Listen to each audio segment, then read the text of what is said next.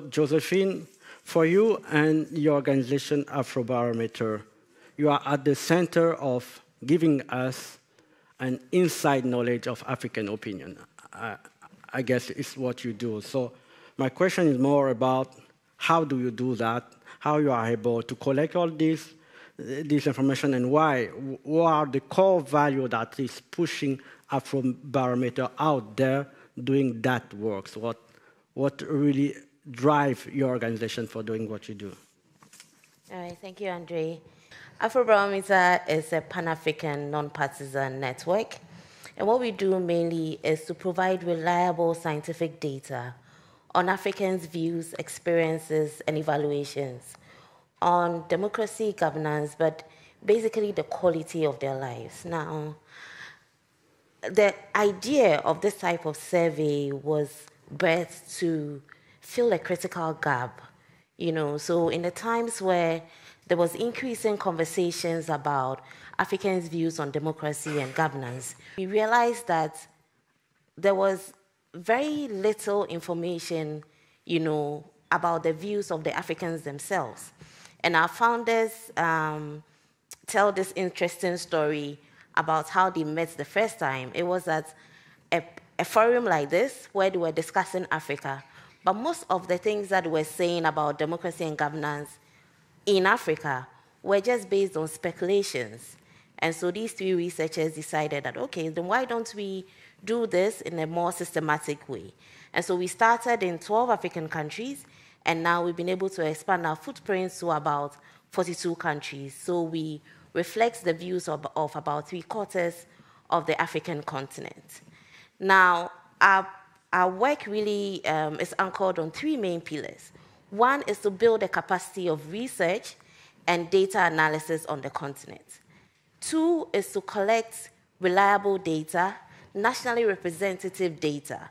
By that, I mean that we don't just stay in the cities or in one corner and talk to just a certain group of people. We ensure that every adult citizen in a country has an equal chance of being selected for these surveys. And then three, we disseminate the findings widely so that the views of Africans reflect everywhere when it comes to policy making or when it comes to global debates. And so we ensure that our stakeholders, the media, civil society, policymakers, development partners, all have access to this data. Now, when you go to our website, www.afrobarometer.org, we have data spanning over, about 25 years. We started this in 1999, and the data is available for up to 42 countries. And you can even do your own analysis, but we package the data into various forms to suit the needs of our various stakeholders. So I invite you to visit our website. But basically, the reason why we do this is to ensure that when we are talking about the views and aspirations and experiences of Africans, the voices of the Africans themselves reflect in these conversations. Now, our data has been used in quite a lot of global indices. We partner with the World Bank, USAID, the Mo Ibrahim African Index on Governance uses our data. Now, with these kind of findings that we put there, we're also able to put certain discussions into better perspectives. For instance, when it comes to the issue of term limits, and that's one big issue in Africa where almost every president after the second term goes like, oh, the people like me, so I want to go for another term. But our data shows that there's very strong support for constitutional term limits, which is a maximum of 2 terms for every president. And so this sort of exposes the elected president's bid for additional tenure to be self-centered and contrary to the desires of the Africans. We're also able to use our findings.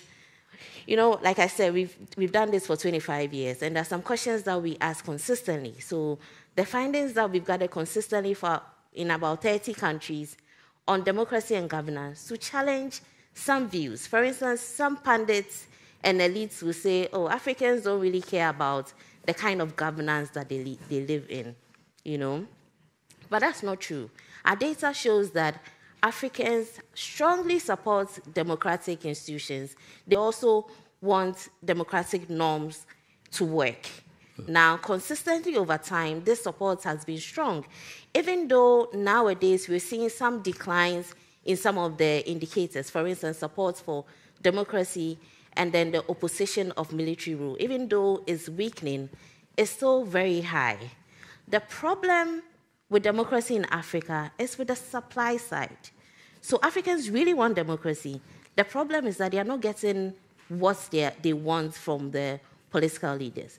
So the kind of democracy that they are getting is usually weak and consistently lagging when you compare it to their aspirations.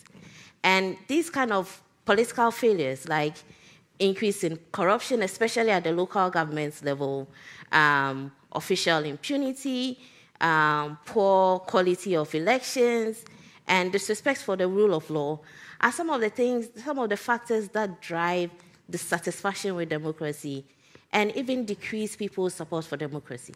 There's also another myth that poor economic performance of governments can lead to a decline in the support for democracy. But our data shows that support for democracy is resilient, even in instances where there's poor economic performance. So what really drives decline in the support for democracy is not the economic factors, but rather the political factors.